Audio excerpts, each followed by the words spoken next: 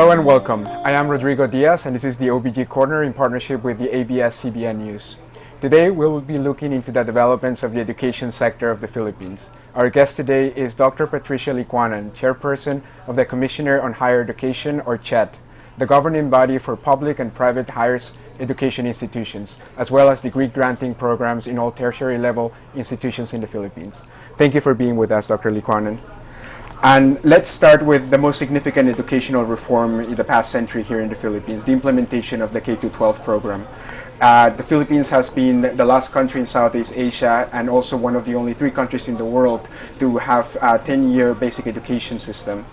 Now that it's joining its regional neighbors in implementing the 12 years of schooling, what are some of the expected repercussions that this would cause in the domestic higher education system, and also to what extent are there any mechanisms in place to ensure that some of the affected higher education institutions will be able to cope with this transition?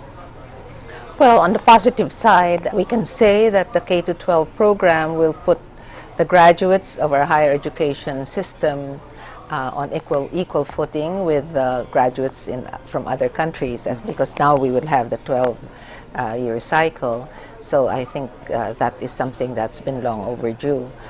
But there will be some repercussions in terms of the institutions not having enrollment for at least 2 years and possibly even 5 years. And so we have to consider that, and CHED has been preparing for assistance to higher education institutions. We have asked for a rather large budget this year, and this will continue over possibly 5 years in order to be able to give grants to faculty as well as institutions. We have scholarships for master's and PhD studies, because now faculty members will have more time on their hands, and because in the past what has kept our faculty members from completing degrees is that they were teaching full-time. Right. So they'll have this extra time. So we have scholarships for studies. We have development grants also for faculty members to do research, extension, industry immersion, and other possible development projects. And we have funds as well for institutions to try creative things, like international linkages, developing certain niche areas the country would need. Right. So those are some transition strategies that the CHED has initiated. Looking at the potential for synergies between the basic and tertiary level education systems, and in what ways can this collaborate to, facilitate implementation of the senior high school and also the financing level? For the senior high school, the Department of Education is going to handle about 60% of the schools, but the other 40 will be from the private institutions as well as higher education institutions. So many higher education institutions have applied to offer senior high school. Right. The other thing is the higher education institutions, particularly teacher training institutions, and maybe specifically the Philippine Normal University, which is the Center for Teacher Education, is helping out in developing teaching materials for the senior high school. And this will be distributed through the Department of Education. So that's how we are helping right now. Right. And if we look at the higher education landscape as it is right now, there are about 2,000 higher education institutions, and of course a very uneven quality. 2,000. 2,000. Looking at quality assurance, and to what extent has typology or outcomes-based education aimed to serve that purpose, to ensure the quality assurance of existing players? The paradigm has shifted, I think, in education.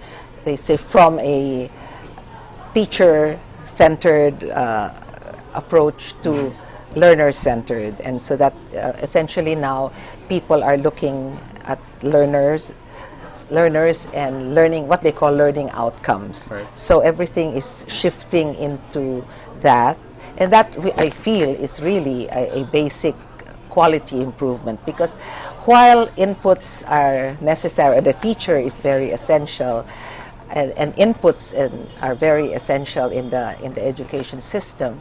It's really what impact it has on the learner that should count. No, we should be able to answer the question: what does a graduate from this institution? What can they do?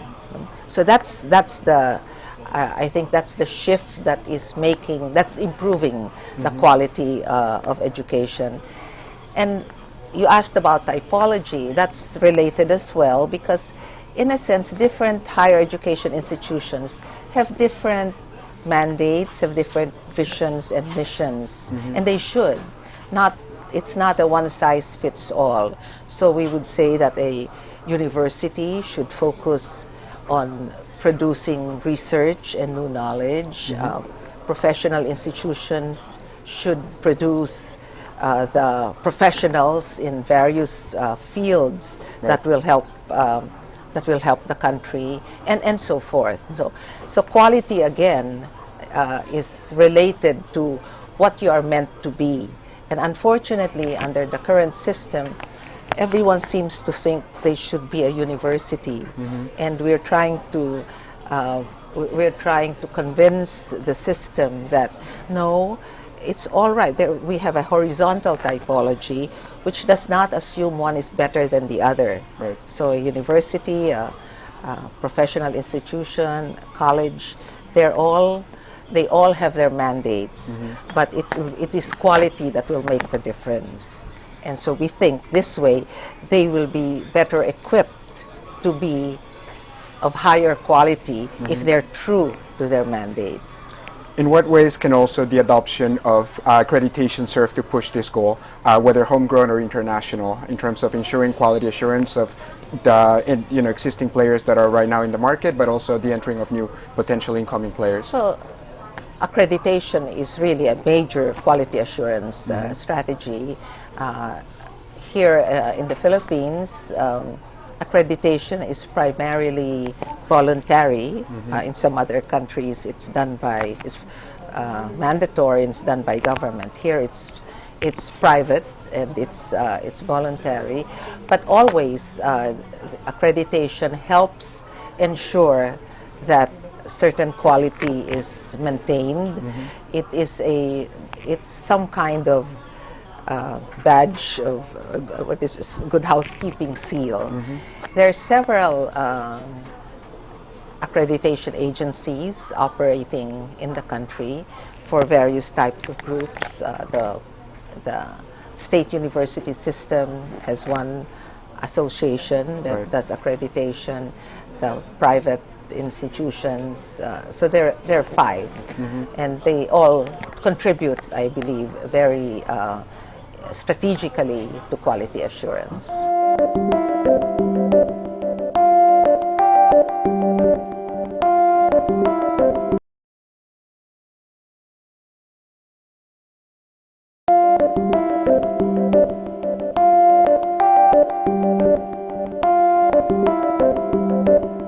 Another area where the higher education system has had some difficulties is in meeting the demands of the fast-growing industries domestically. The mismatch of what the higher education system produces and, of course, what the industry needs. To what extent has there been more involvement from the businesses and the private sector with the academe in order to ensure that those mismatches are minimized? Industry and academe link up on the sectoral level and on the institutional level. So let's talk about sectoral first, the broader area. Basically, the Commission on Higher Education, for instance, we work with what we call technical panels or technical committees with experts in the field, corresponding to different disciplines. And for all of these disciplines, we always include industry representatives as well as professional organizations, as well as the Professional Regulatory Commission. So there, they set policy, they help set policy, they help set guidelines and standards for the various disciplines. So at that point, it is already, you get the input of the of industry to say that these are the type of curricula that would be more ideal, more conducive to the jobs later on. So at any rate, there is collaboration at that level.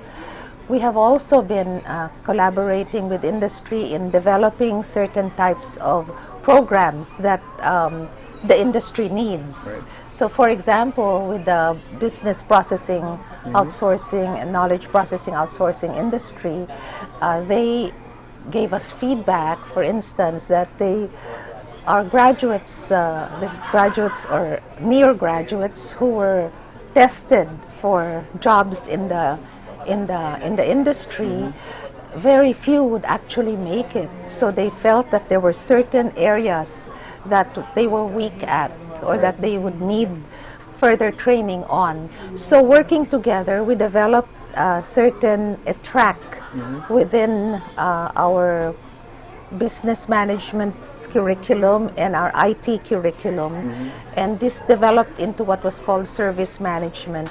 And so students taking these now can more easily enter the BPO and KPO industry.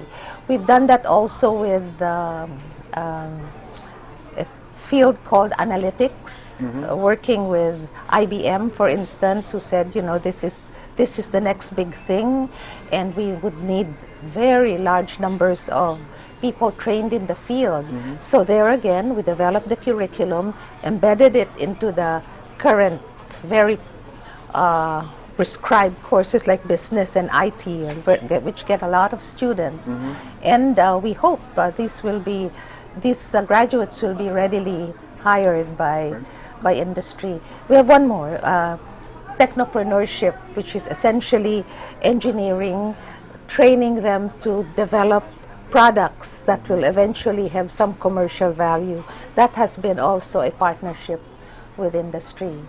Talking specifically about the BPO, which has been a leading sector for employment growth, and of course targeting the highly educated English proficient college graduate, looking at the value proposition of a TechVoc component when it comes to education, and to what extent can that also further enhance the employability of many of these graduates going into the marketplace? I think TechVoc is very challenging for us as a country. It's very much needed, and unfortunately it still is perhaps playing second fiddle to the white-collar college diploma. Right. And we would hope that more students would really appreciate going into training in middle-level skills, which will get them immediately employed. So we believe very strongly in what TESDA is doing. So in CHED, whenever there are attempts, let's say, to develop a new college curriculum, we always ask the basic question, would this be better handled through a middle-level skills course? Do they have to take a full bachelor's degree? Because we do feel that that is what is necessary also for the country and to generate more employment for our graduate, for young people. Even looking at the market beyond Philippine shores, the ASEAN integration in 2015, and how does that have an impact in the higher education sector here, and how can the higher education sector work to ensure that they have a college graduate that is competitive even on a regional basis? Well, I think there's a lot of consciousness now on internationalization. There's a lot of anticipation of the ASEAN economic community, both positive and negative, right. Some fear and some excitement. On the positive side, I think definitely there will be an improvement in quality. I think there will be much more exposure to more variety of experiences. There will be competition, which is always good. So I do feel that will be an impetus for improved quality. There are some fears that perhaps this would just exacerbate the existing discrepancies, let's say, or we will get further behind. Right. So there is that fear, but I personally don't think that is that is a likely scenario. The more likely one is that we will all benefit from further exposure, and so we do encourage international type linkages, and many have taken that on their own, and we also in the Commission on Higher Education try to link up institutions here with those in other ASEAN countries, as well as America and Europe and so forth. Yeah. Great. No, thank you for being with us, Dr. Licuanan. And that's today's edition of the OBG Corner in partnership with the ABS-CBN News Channel. I am Rodrigo Diaz. Thank you for watching.